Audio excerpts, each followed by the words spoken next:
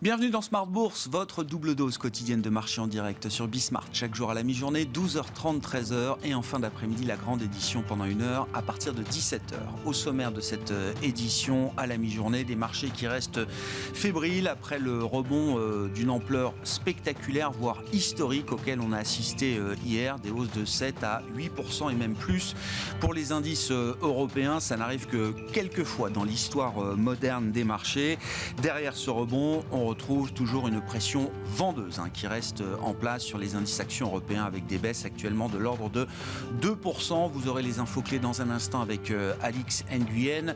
On en est au 15e jour de guerre en Ukraine. Il faut noter sur le front diplomatique que la conversation est montée d'un cran au niveau des ministres des Affaires étrangères russes et ukrainiens qui se retrouvaient ce matin en Turquie pour une première discussion. Il faut noter qu'il n'y a pas eu d'avancée significative à ce stade, que ce soit sur l'idée d'un cessez-le-feu, notamment la Russie continuant de demander une reddition de l'Ukraine à ce stade, ce qui reste évidemment une ligne rouge pour le gouvernement de Kiev actuellement, mais ce canal de conversation est ouvert et donnera sans doute lieu à une poursuite des pourparlers dans les prochains jours. Du côté de la réponse européenne, nous aurons sans doute des éléments d'information importants dans les prochaines heures à l'issue de cette semaine marquante, à nouveau avec une réunion de la Banque Centrale Européenne à suivre en début d'après-midi. Une Banque Centrale Européenne qui devrait être en mode flexibilité maximale,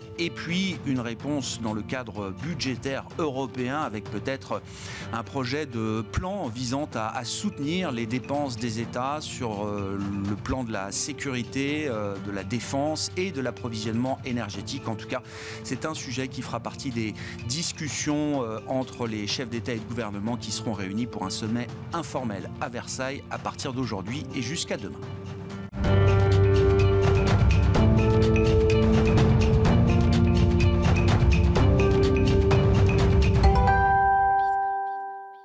Une seule certitude, la volatilité est toujours là sur les marchés après un rebond historique hier. C'est une nouvelle séance sous pression vendeuse qui a débuté ce matin. Les infos clés à mi-séance en Europe avec Alix Nguyen. Paris fait une pause après la séance d'hier qui marque sa plus forte progression depuis novembre 2020. Ce jeudi, en Turquie, se tiendra une rencontre entre les ministres des Affaires étrangères russes et ukrainiens en Turquie. Il s'agit de la première entrevue entre les deux diplomates depuis le début de la guerre il y a 2 semaines. Pour rappel, hier, l'Ukraine s'était dit prête à des concessions. Aujourd'hui, l'attention du marché portera aussi sur la décision monétaire de la BCE. Une certaine impatience se lie quant au fait de savoir comment la Banque Centrale Européenne entend préserver l'économie de la région de l'impact de la guerre en Ukraine. Et puis aujourd'hui, il y aura aussi le sommet européen de Versailles. Selon l'Élysée, les chefs d'État et de gouvernement débattront d'un plan européen de résilience et d'investissement en réaction à la crise en Ukraine. En début de semaine, nous apprenions que l'Union européenne réfléchissait à une émission conjointe d'obligations visant à financer les investissements dans la défense et l'indépendance énergétique. Par opposition à la séance d'hier, les valeurs bancaires et automobiles accusent les plus fortes baisses, à l'image de Forestia, Renault ou Société Générale. Total Energy avance légèrement dans le sillage du rebond des cours du pétrole après leur chute de 13% hier. Au niveau européen, le stock 600 du pétrole-gaz connaît la seule hausse sectorielle. Le baril de Brent reprend donc plus de 4%. Son plongeon d'hier s'explique par l'appel à l'OPEP+, de l'ambassadeur des Émirats Arabes Unis à Washington afin qu'il accélère le relèvement de sa production. Le ministre émirati du pétrole a par la suite tempéré ce message, déclarant que son pays est engagé par les accords du cartel élargi. Cet après-midi, outre-Atlantique, le marché surveillera l'évolution des prix à la consommation en février. Tendance, mon ami, chaque jour à 12h30 et 17h avec Alix Nguyen dans Smart Bourse sur Bismart.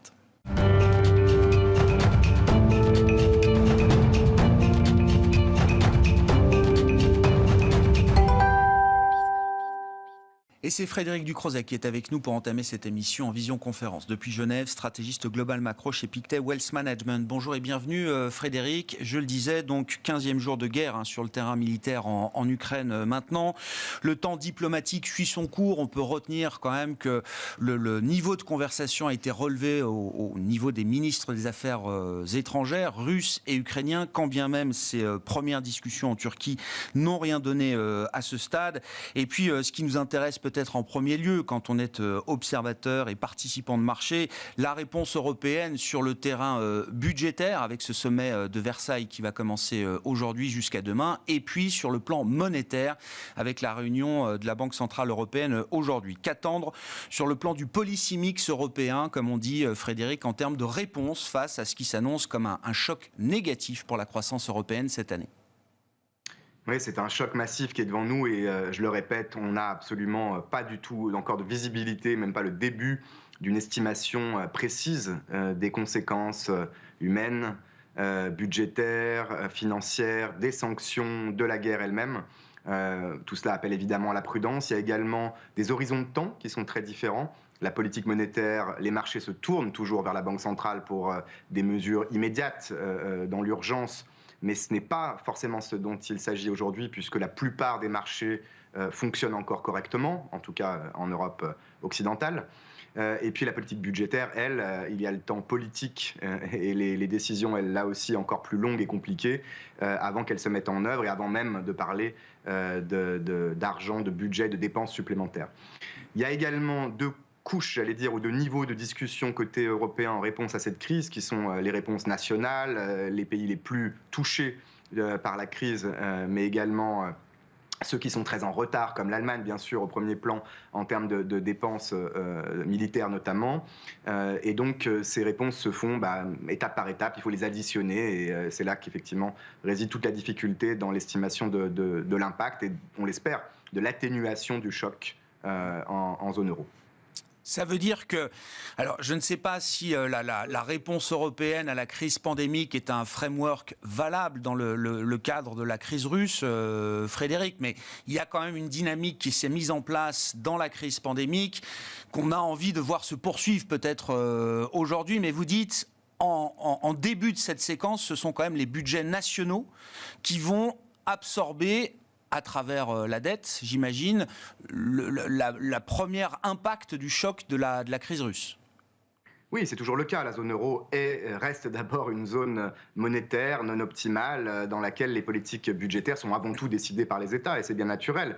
Les marchés se projettent depuis hier dans une possible réponse coordonnée, commune, en termes de nouvelles émissions de dette qui pourraient financer de nouvelles dépenses d'investissement dans la sécurité, dans la défense, mais aussi dans la relance budgétaire, parce que je le répète, ce choc est asymétrique et affecte bien évidemment des pays comme la Pologne, l'Italie, l'Allemagne ou la France de façon très différente.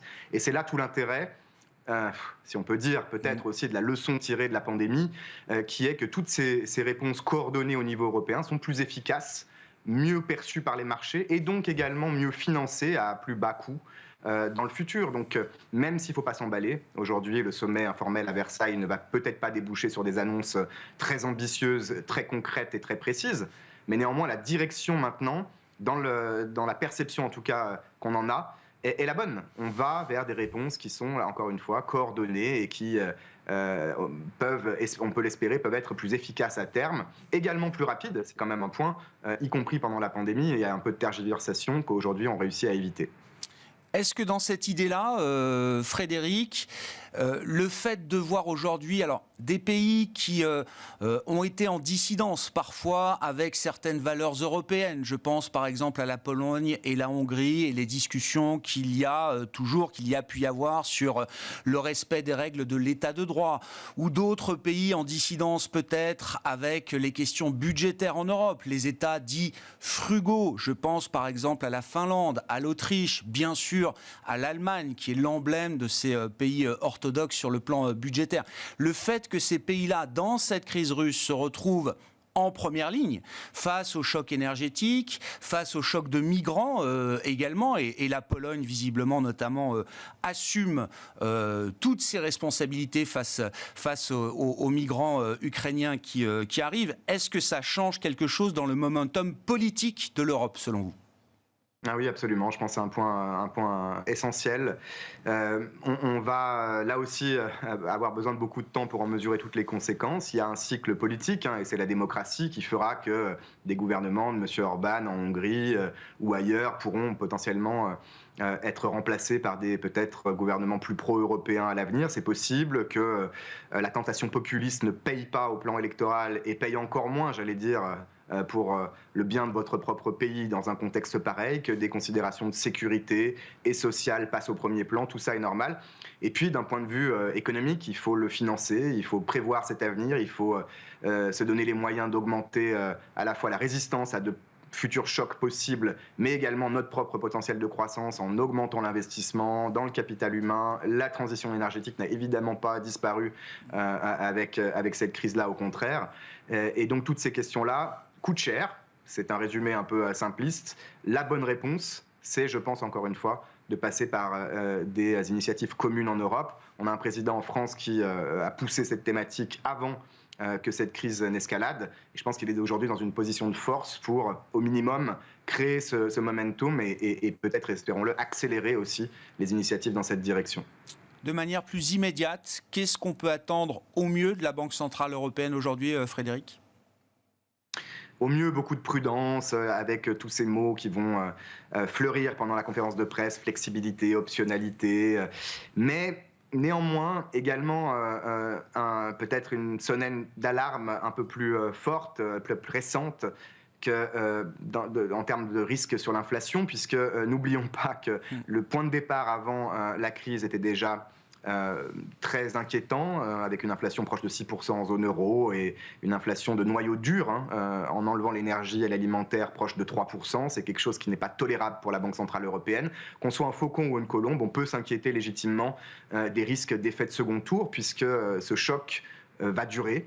Et que même dans le cas le plus favorable qu'on vient d'évoquer d'une politique budgétaire qui prend le relais, eh bien la BCE doit être là en soutien également.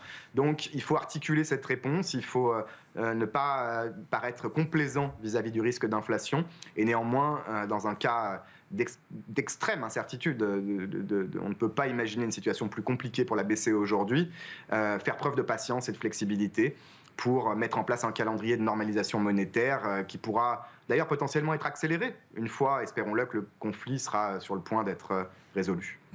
À suivre effectivement donc la conférence de presse à 14h30 en début d'après-midi de Christine Lagarde à l'issue du Conseil des gouverneurs de la Banque Centrale Européenne. Du côté des marchés, Frédéric, là aussi de manière très immédiate, on analyse les choses au jour le jour. On sort d'un rebond spectaculaire, je le disais, d'une ampleur qui se compte sur les doigts d'une main dans l'histoire moderne des marchés pour les indices européens hier. Quelle analyse est-ce que vous faites de ce mouvement, de cette mécanique de marché qui est très spectaculaire, il faut le dire? C'est spectaculaire, mais ce n'est pas sain non plus. Vous l'avez dit, ça fait partie des 10, 20 épisodes dans l'histoire. Grosso modo, la moitié ont eu lieu dans des périodes de bull market et l'autre moitié dans des périodes de bear market. Donc on ne peut pas tirer de conclusion, et encore moins dans une dynamique de marché qui est basée sur des espoirs. Vous l'avez évoqué, sur un espoir de réponse de l'OPEC côté matières premières et pétrole, sur un espoir de résolution. Aujourd'hui, les nouvelles sont un petit peu moins encourageantes, a priori, en Ukraine et avec la Russie. On ne peut pas traiter, on ne peut pas prendre des décisions de moyen terme sur ce type d'espoir et de dynamique de marché encore fragile. Il faut simplement espérer qu'on revienne à terme aux fondamentaux, et cette crise aura beaucoup affecté les valorisations, les fondamentaux de certaines entreprises, et on pourra effectivement y voir un petit peu plus clair. J'espère, encore une fois, que l'Europe peut revenir sur le devant de la scène en termes de performance économique également, puisque derrière ça, on parle d'emploi et d'investissement. Merci beaucoup Frédéric, merci pour votre éclairage et votre analyse au 15e jour de la guerre en Ukraine. Frédéric Ducrozet qui était avec nous en visioconférence, stratégiste global macro chez Pictet Wealth Management.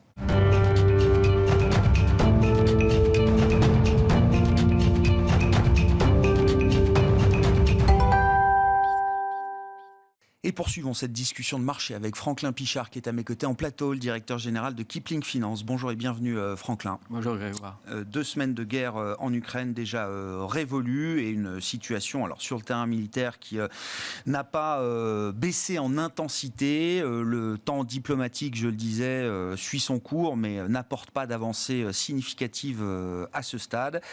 Et sur les marchés, évidemment, la volatilité est installée à très haut niveau. Quel est le premier état des lieux, le premier bilan que vous dressez de ces 2 semaines de conflit russe et de son impact évidemment sur les marchés?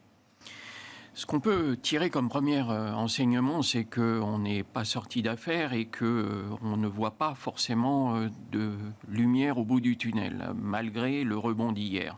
Le rebond d'hier illustre un propos qu'on tient fréquemment, c'est de dire que le pire n'est jamais sûr, n'est jamais certain, on l'a vu, mais que les investisseurs particuliers ne s'étonnent pas de ce rebond et ne soient pas frustrés de ne pas avoir participé à cette hausse. Ce ne sont pas les particuliers qui achètent et qui ont pris des positions, ce sont les shorts qui rachètent des positions vendeuses sur le marché. Et parallèlement à ça, il y a eu, on l'a vu sur les volumes, des positions prises sur les ETF, sur les fameux certificats, pour jouer. Et on a vu cette journée, cette séance qui ne faisait qu'amplifier la hausse entre le début de la matinée et la fin de l'après-midi.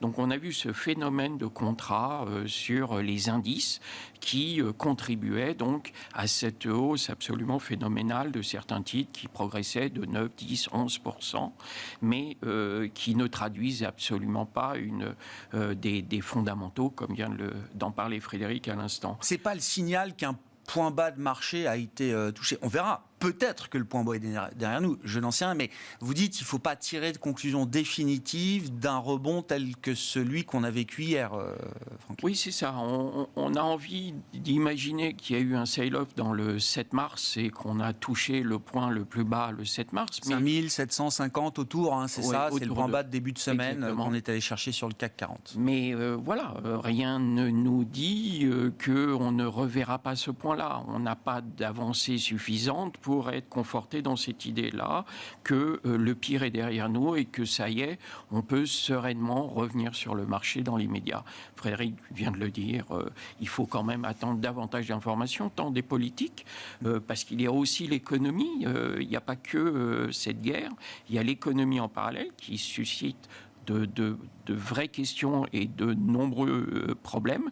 Donc on est dans un environnement avec un carrefour de faisceaux négatifs qui nécessite quand même beaucoup d'attention, même si je suis totalement convaincu que dès qu'on aura, et on aura une solution sur cette guerre, évidemment, les marchés salueront la nouvelle. Mais la hausse de 7% d'hier, c'est celle qu'on a vue en novembre 2020 quand on a eu l'annonce du vaccin sur le Covid. Et puis derrière, ça a les conséquences qu'on connaît. Ça peut ne pas durer. Ça avait un petit peu duré pour le vaccin. Aujourd'hui, ça ne dure pas pour cet embryon de discussion et de main tendue du président ukrainien. Mais comme vous venez de le dire au préalable, pour le moment, voilà, il y a des discussions. On en attendait. Ce sont des espoirs qui sont peut-être fragiles d'ailleurs. Ce sont des espoirs fragiles. On n'attendait pas grand-chose. Il ne s'est pas passé grand-chose. C'est un peu un non-événement, mais au moins, il y a un fil qui va peut-être s'établir et se développer. On verra après. Quand on regarde un peu plus finement peut-être la cote et le marché, Franklin, sur les 15 derniers jours, encore une fois, est-ce que tout a baissé? Est-ce qu'il y a quand même une forme de discrimination, de distinction entre des secteurs ou des valeurs qui sont plus sous pression que d'autres, par exemple? Alors, il y a forcément les secteurs qui ont été sous pression et sur lesquels on évite de revenir. Ça a été les bancaires, ça a été l'automobile, des cycliques, des sociétés très présentes en Russie. Et puis finalement, quand on regarde un petit peu plus dans le détail, on s'aperçoit que vous avez 2 catégories de titres qui valent les cours du 23 février, c'est-à-dire de la veille du début de l'offensive. D'abord, des situations spéciales. Vous pouvez prendre Carrefour, qui valait autour de 18 € le 23 février, qui vaut autour de 18 € aujourd'hui. On est sur un titre qui continue de progresser de 10% depuis le début de l'année. On s'aperçoit qu'il y a derrière, dans les coulisses, toujours du ramassage sur Carrefour, et qu'en tout état de cause, même quand les investisseurs vendent des titres, eh bien Carrefour, ils attendent l'issue d'une hypothétique ou probable ou possible opération sur Carrefour, et que par conséquent, ce titre-là n'est pas vendu, au contraire, continue d'être ramassé. Donc derrière la situation spéciale de Carrefour, oui, juste petit rappel, il faut revenir, alors l'opération avortée du Canadien Couche-Tard, et puis ensuite les discussions avec Auchan, etc., qui ont convaincu certains investisseurs, en tout cas dans le marché aujourd'hui, qu'il allait peut-être se passer quelque chose sur Carrefour. Comme oui, c'est ça. Ce sont justement ces discussions avec Auchan qui continuent d'alimenter. Un deuxième titre qui est toujours autour de 11 €, c'est Vivendi.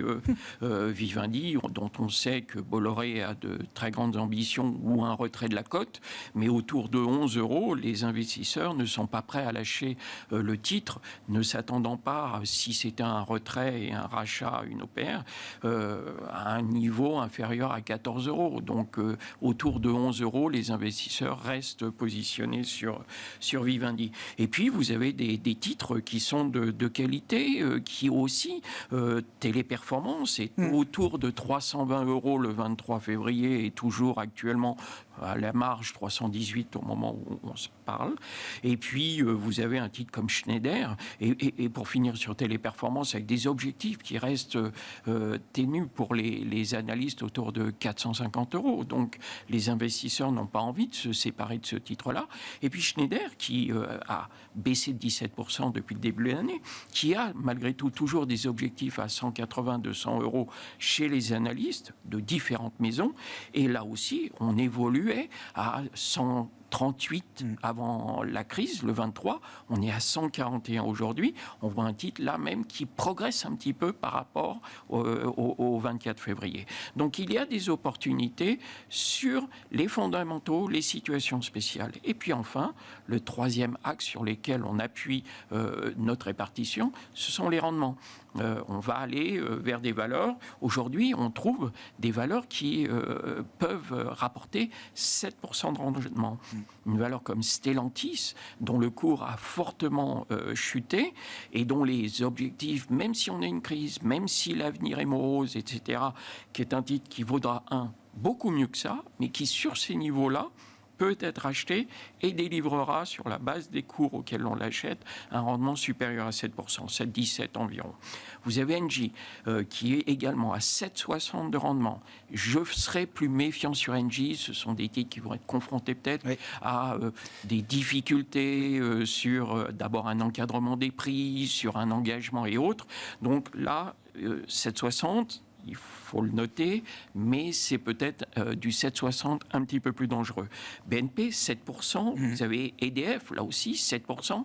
Même constat. On a vu, à mon avis, EDF n'a rien à faire en bourse. C'est une valeur qui, aujourd'hui, devrait être retirée de la cote. Et ce n'est pas impossible que d'ici la fin de l'année ou l'année prochaine, on ne puisse pas tenir. C'est quand même une entreprise à qui l'actionnaire majoritaire demande de vendre à perte et à ses concurrents.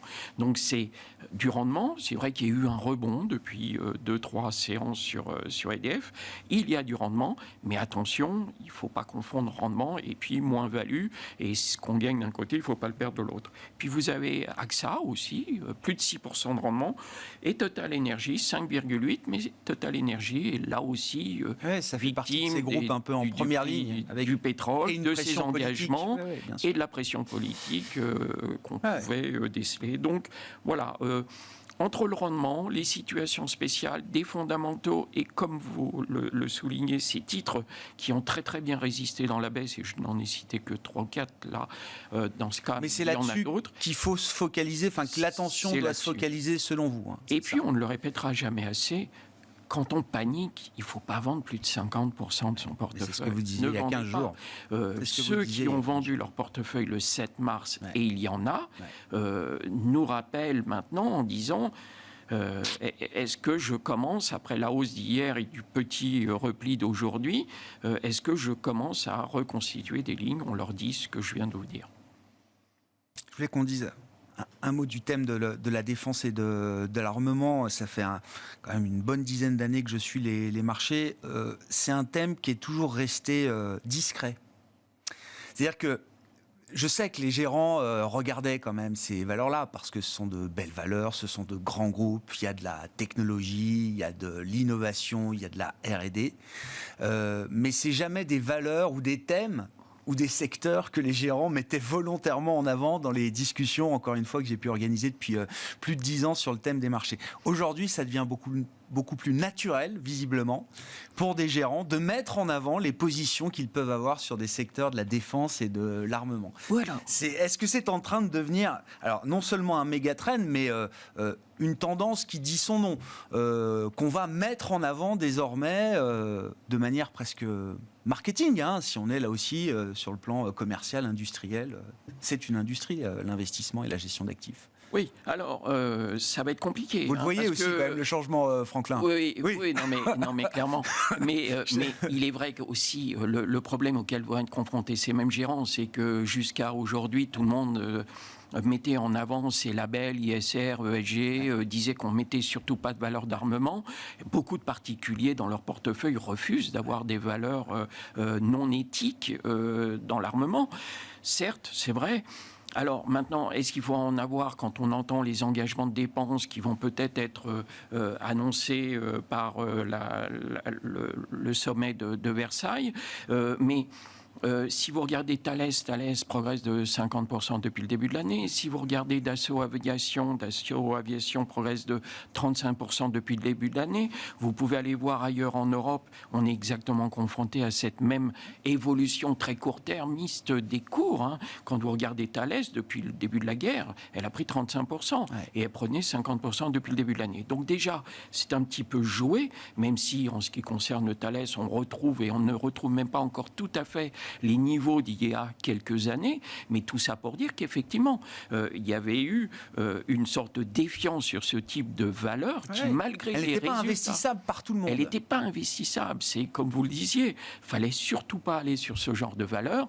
Et puis on voit que depuis le début de l'année, beaucoup ont changé d'avis, puisque clairement, la hausse de 50% depuis le début de l'année a montré qu'effectivement, il fallait parfois faire preuve d'un opportunisme. Et quand on ne sait pas où on aura de la visibilité sur des investissements, quand on sait qu'on va avoir des centaines de millions qui vont se déverser dans le secteur, quand on cherche de la performance, on va peut-être être obligé, pour certains, d'aller sur ces valeurs-là.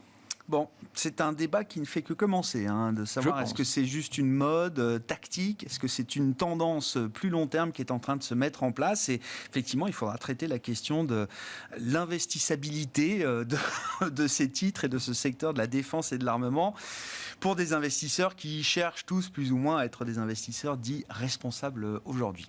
Grand sujet devant nous. Merci beaucoup, Franklin. Merci de participer à cette émission. On vous retrouve chaque jeudi, enfin toutes les 2 semaines, le jeudi à 12h30 dans Smart Bourse pour cette discussion de marché. Franklin Pichard, directeur général de Kipling Finance, qui était avec nous donc aujourd'hui en plateau.